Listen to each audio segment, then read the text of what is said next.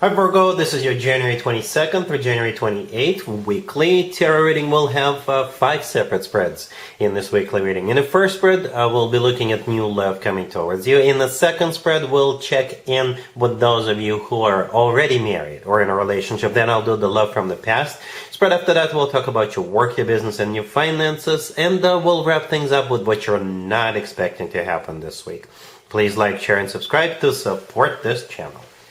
This first spread is a new love this week. For some of you, it's not really new, but we have the Seven of Swords clarified by the Eight of Wands. We have the Wheel of Fortune clarified by the Ace of Wands. We have the Hierophant clarified by the Ace of Pentacles in the potential outcome. We have the Knight of Pentacles with the Hermit and the Ace of Cups.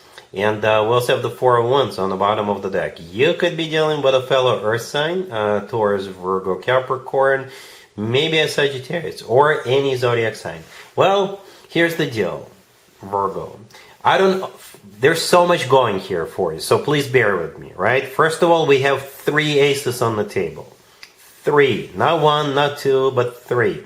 I don't usually clarify the first 3 cards that came out on the left in the main spread. This time I did because I wanted to confirm what I was seeing. I wanted to make sure my eyes were not lying to me. And they're not. They're not, all right? The reason why I clarified every single card was we start with the Seven of Swords, right?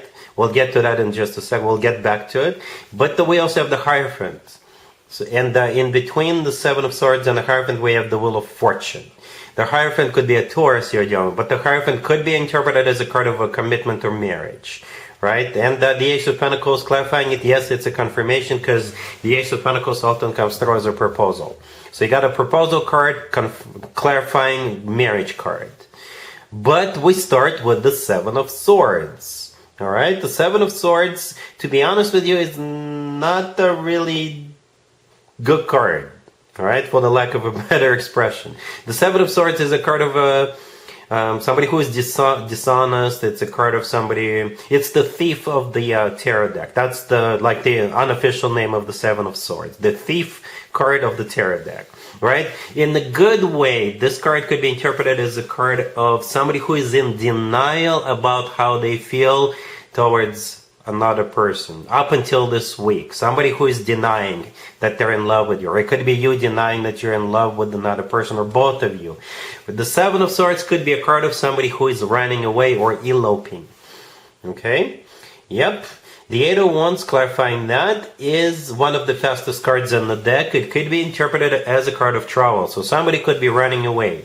You know, if this is a long distance thing, it's not going to be a problem because the other person will come to you, or you will come to them, or the two of you could fly out to Vegas and get married this week. I know it doesn't sound like a Virgo reading so far, but those are the scenarios, right?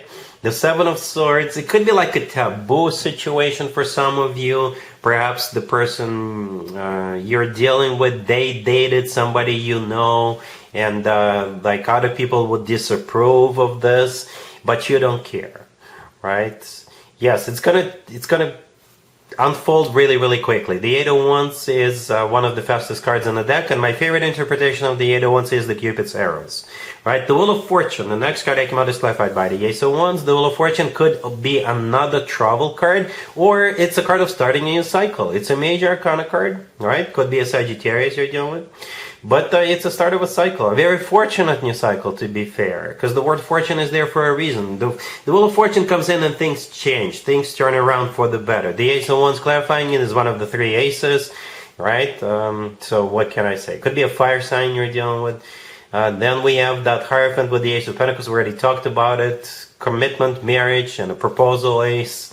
On the bottom of the deck, we have the Four of Wands, the second commitment and marriage card on the table. To me personally, the Four of Wands always reminds me of an actual wedding, right? And in the potential outcome, we have the Knight of Pentacles, the Hermit, and the Ace of Cups. That's more like you. That part of this reading is kind of like you. Not only because the Hermit is your major arcana card, but we have the Knight of Pentacles, right? The Knight of Pentacles is your indicator as well. The Knight of Pentacles is all about planning ahead, right? The Knight of Pentacles is most stable, the most grounded, the most serious, the most long-term knight out of all 4 knights. And the Ace of Cups to the right from the Hermit, yeah, the third ace. This one is all about pure, genuine, authentic, true love. So this connection could have like a really fast start, which is a bit unusual for Virgo, but who am I to judge? But then it will kind of get back to normal, I guess.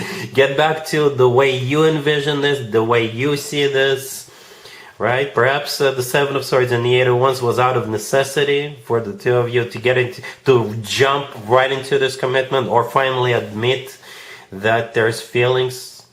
Something among those lines. But this is crazy, right? 3 aces and 2 commitment and marriage cards. All right, Virgo, crazy, but good crazy. All right, really happy for you. Congratulations. If you are already married, or if you're in a relationship, Virgo, this spread is for you. We have the 3 of Cups, clarified by the 10 of Pentacles. We have the 8 of Pentacles, clarified by the 3 of Pentacles. We have the Magician and the Ace of Cups on the bottom of the deck. Well, you will have a very busy week. I think you have, what we see on the table, at least 2 different things, or 2 different events, or 2 different things you have to do, I guess. You have to juggle, right? The 3 of Cups clarified by the 10 of Pentacles. It could be one thing. You may have some sort of a celebration at home. We're starting an Aquarius birthday season. Perhaps you could be going to like an Aquarius birthday party, right? You could be purchasing real estate for some of you, because the 10 of Pentacles could be a card of real estate, and the 3 of Cups could be a celebration. So once you've purchased that home or apartment, you'll have a reason to celebrate. Or again, you may have some kind of a celebration at home.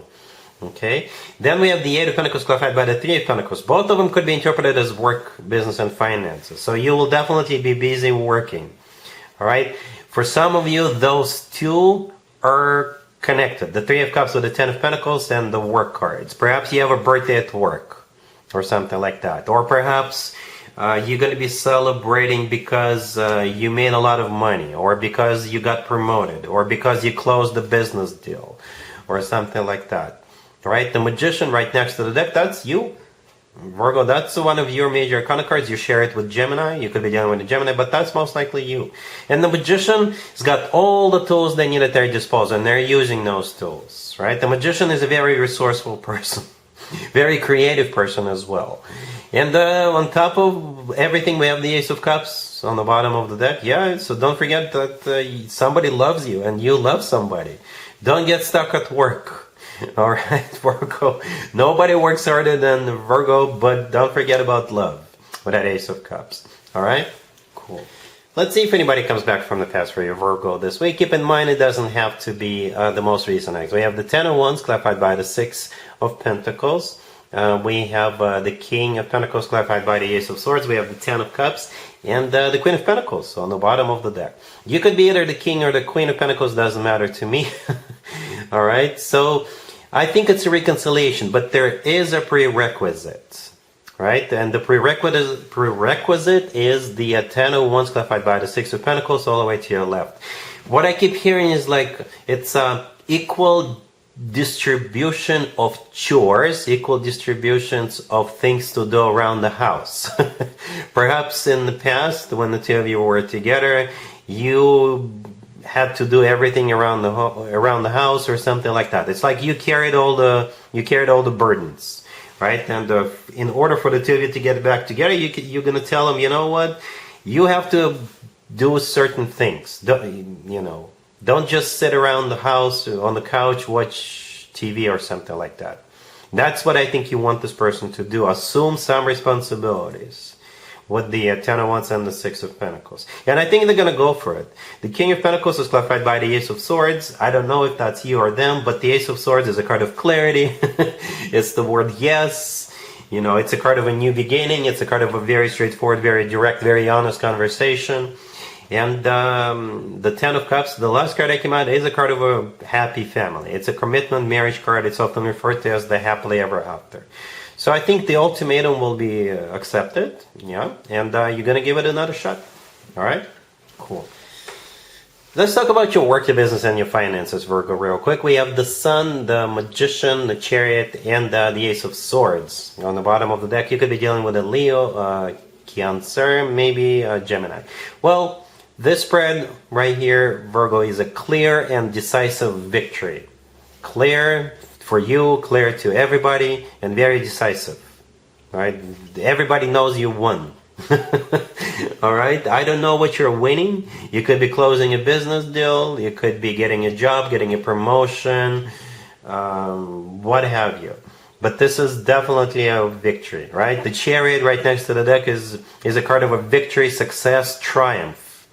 Right? The Magician to the left, that's you. That's your major arcana card. It's also a card of somebody who's really good at what they do when it comes to work, business, and finances, right? The Sun, the first card that came out, is the happiest card in the deck, and it's also a card of clarity. The Ace of Swords on the bottom of the deck is also a card of clarity, and it's a very decisive energy with that Ace of Swords.